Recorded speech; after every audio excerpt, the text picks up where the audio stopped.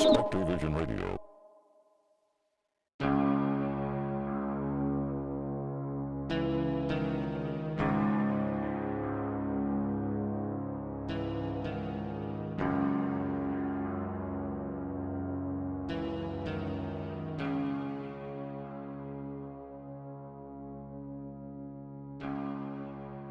I find that my mind works better if I write down my thoughts.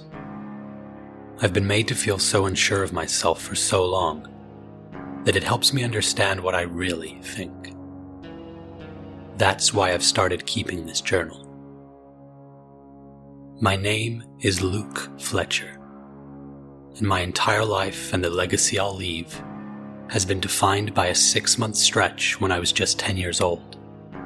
Everything the world thinks about me, the way society has deemed it appropriate to keep me drugged, caged, and subjugated, is all entirely derived from what I supposedly did 12 years ago in Montreal, Canada. And the kicker is, I can't even remember it. They tell me I did these hideous things, the reason my freedom was taken from me and never given back, but I have no recollections of them. I remember the time before, when I was an unremarkable kid, and the time after, when they steadily turned me into what I am now, an imprisoned zombie. But for that crucial slice of time, there is simply a black nothing. They say that what I did was so traumatic that I've blocked it out. Some kind of self-protection. I think that's bullshit. If those memories are hidden away somewhere inside my head, I want to see them. If I'm wrong about my innocence, then I ask those memories to come forward and prove me wrong.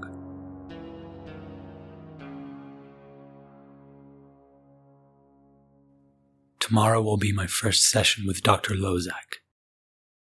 She says she thinks she can help me remember, and that way I'll get closer to understanding why I did what they say I did. I'm not sure I consider that helping. I'm still unconvinced there's anything to remember. Despite over a decade of trying to brainwash me into thinking I'm guilty of those heinous crimes, I still don't believe I committed them. Surely the only reason I've not broken, despite all they've done to me, is because I have the truth on my side. Anyway, it's getting late, and I don't want the nurses to hear the pencil scratching on the paper.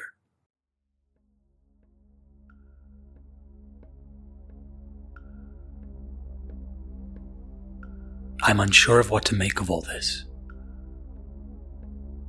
I've had 2 sessions with Dr. Lozak since I last wrote in this journal.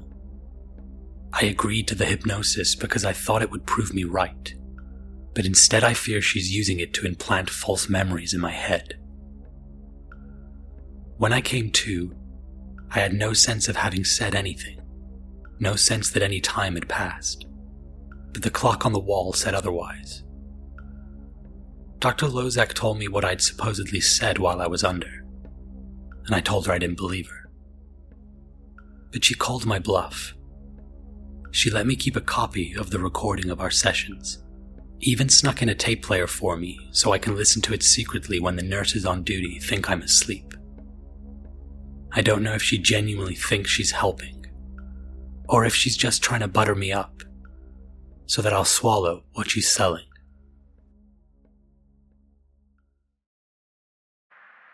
I'm inside the tent.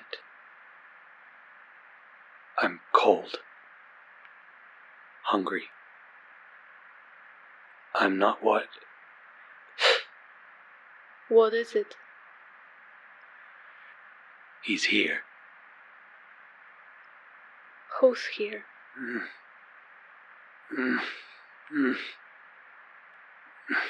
What's happening now? I'm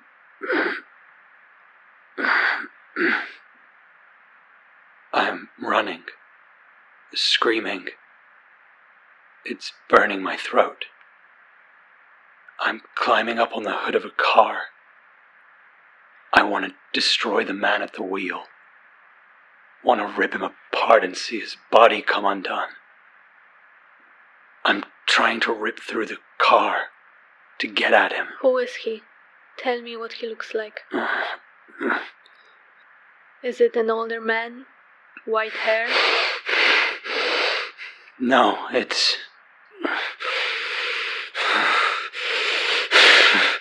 Look, I'm going to bring you back now. I want you to...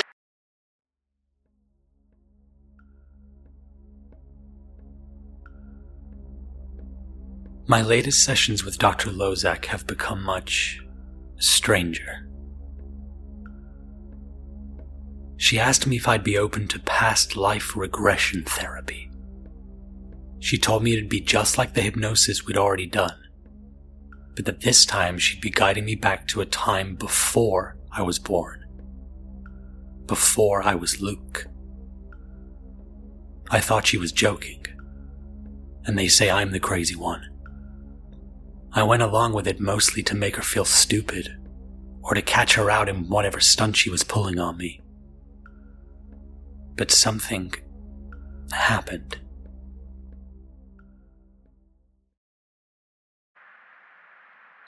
Where are you? I'm in a basement. Tell me what you see. Candles, symbols, blood. My congregation kneeling before me. We've been compromised. They're coming to stop us, and there's no time to get away. They're already drawing close. I'm pulling up the loose floorboard and stashing it away in the space beneath. What are you stashing? I'm hoping no one finds it. I'm gonna need it if I ever get a chance to come back here. I'll make it so I get a chance to come back here. What is it, Luke? What did you hide under the floorboards? Who is Luke? My name is Ricardo.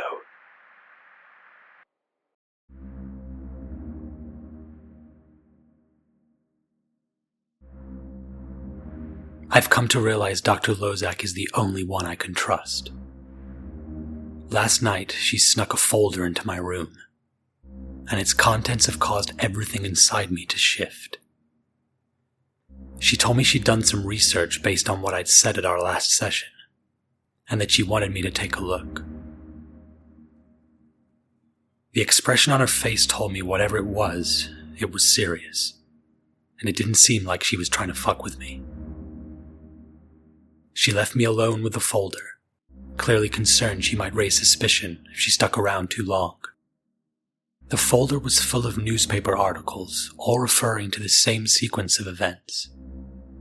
They all concerned a man named Ricardo Morgan, who led some kind of cult that had perpetrated a series of gruesome atrocities. The police had raided a basement where they'd been conducting some kind of sacrificial ritual after a family member of one of their victims infiltrated the group. The articles detailed the aftermath. Ricardo being charged with murder, Ricardo receiving a life sentence, and finally, news that Ricardo had been killed in prison. I had to read the final article a second time for the penny to drop. But it was there, in black and white. Ricardo had been killed the same day that I was born. I listened to the tape of my session with Dr. Lozak again, when I was describing something happening in a basement. A congregation kneeling, blood, symbols. The more I listened to it, the more I felt I could picture it, like the words were turning into memories, as if my eyes had been the ones to see it to begin with. I was a convulsing, vomiting mess, in the hours that followed me reading those articles. But now it's all really sunk in. I've decided I'm going to ask Dr. Lozak to help me escape. There's enough evidence to suggest we're right about this.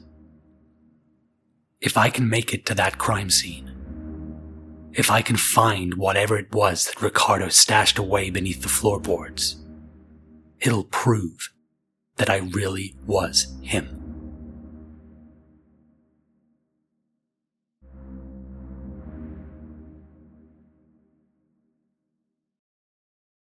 At my last session with Dr. Lozak, we drew up a plan to get me out of here. She's going to drive me to the crime scene. She's going to keep me restrained the whole time. I agreed to that. If we don't find anything, she'll call it in and say I escaped by taking her prisoner and forcing her to help me. But what if we do find something? It's a risk I'm willing to take.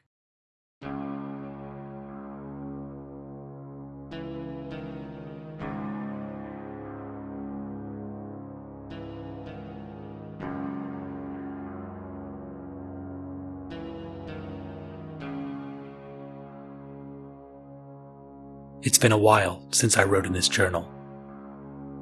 Frankly, I'm surprised I was able to hold on to it with everything that's been happening. Unfortunately, I had to dispense with Dr. Lozak. But there was no other way.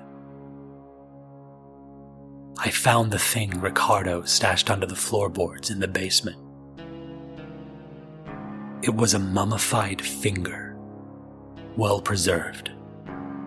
As soon as I laid eyes on it, I remembered that I'd cut it off a long time ago, as a failsafe. A backup if everything went to shit. I knew as soon as I touched it, that I had to eat it. That it would trigger a response that would get me on the way to being whole again. Unearth what had been buried for so long. Enough time has passed that my body has kicked out most of the drugs they'd been keeping me full of. The drugs that kept me from thinking, from experiencing properly. And with this new clarity, I've started to remember who I really am. Though I may look like Luke Fletcher, my name is Ricardo Morgan. They caught me after I killed the old man. That dirty bastard who betrayed me and ruined my plans. And they allowed the person I was really after to get away. But now I'm back. And I have unfinished business to attend to.